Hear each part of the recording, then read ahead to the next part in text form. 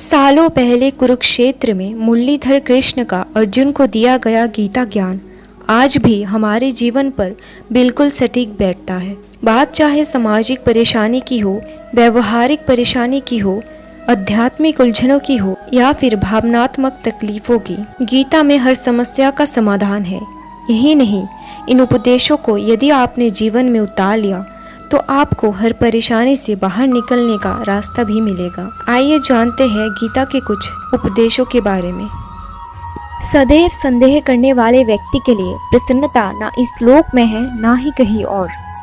क्रोध से भ्रम पैदा होता है, भ्रम से बुद्धि व्यग्र होती है। जब बुद्धि व्यग्र होती है तब तर्क नष्ट हो जाता है। जब तर्क नष्ट हो जाता है तब व्यक्ति का पतन निश्चित होता है। ज्ञानी व्यक्ति ज्ञान और कर्म को एक रूप में देखता है, वही सही मायने में देखता है। जो मन को नियंत्रित नहीं करते उनके लिए वो शत्रु के समान कार्य करता है। अपने अनिवार्य कार्य करो, क्योंकि वास्तव में कार्य करना निष्क्रियता से बेहतर है। आत्मज्ञान की तलवार से काट कर अपने हृदय से अज्ञान के संदेह को अलग कर दो। अनुशासित रहो, उठो। मनुष्य अपने विश्वास से निर्मित होता है। जैसा वो विश्वास करता है वैसा वो बन जाता है। इस जीवन में ना कुछ खोता है ना व्यर्थ होता है। मन अशांत है और उसे नियंत्रित करना कठिन है, लेकिन अभ्यास से इसे वश में किया जा सकता है। लोग आपके अपमान के बारे में हमेशा बात करेंगे। सम्मानित व्यक्ति के लिए अपमान मृत्यु से भी बदतर है। व्यक्ति जो चाहे बन सकता है यदि वो विश्वास के साथ इच्छित वस्तु पर लगातार चिंतन करे। उससे मत डरो जो वास्तविक नहीं है, ना कभी था ना कभी होगा। जो वास्तविक है वो हमेशा था और उसे कभी नष्ट नहीं किया जा सकता। जन्म लेने वाले के लिए मृत्यु उतने ही निश्चित है जितना कि मृत व्यक्ति के लिए जन्म लेना।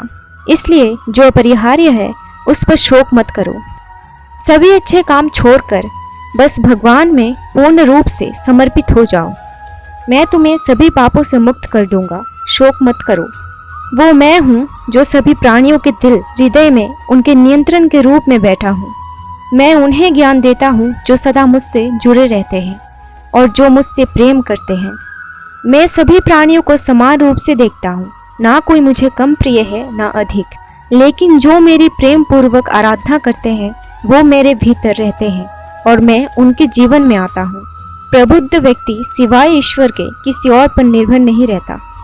मेरी कृपा से कोई भी सभी कर्तव्यों का निर्वाह करते हुए भी बस मेरी शरण में आकर अनंत अविनाशी निवास को प्राप्त कर सकता है। भगवान प्रत्येक वस्तु में है और सबके ऊपर भी। जो कार्य में निष्क्रियता और निष्क्रियता में कार्य देखता है वो एक बुद्धिमान व्यक्ति है। निष्क्रियता का अर्थ है आलस। मैं धरती की मधुर सुगंध हूँ, मैं अग्नि की ऊष्मा हूँ, सभी जीवित प्राणियों का जीवन और सन्यासियों का आत्म संयम हूँ।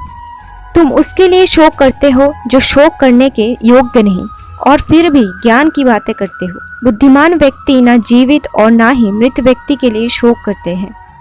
कर्म मुझे बांधता नहीं, क्योंकि मुझे कर्म के प्रतिफल की कोई इच्छा नहीं। वो जो वास्तविकता में मेरे उत्कृष्ट जन्म और गतिविधियों को समझता है वो शरीर त्यागने के बाद पुनः जन्म नहीं लेता और मेरे धाम को प्राप्त हो जाता है।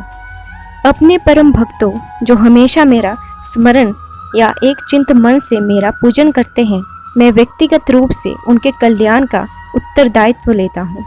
कर्म उसे नहीं बांधता जिसने काम का त्याग कर दिया है। बुद्धिमान व्यक्ति को समाज कल्याण के लिए बिना आसक्ति के काम करना चाहिए। जो व्यक्ति आध्यात्मिक जागरूकता के शिखर तक पहुँच चुके हैं उनका मार्ग है निस्वार्थ कर्म। जो भगवान के साथ संयोजित हो चुके हैं उनका मार्ग है स्थिरता और शांति।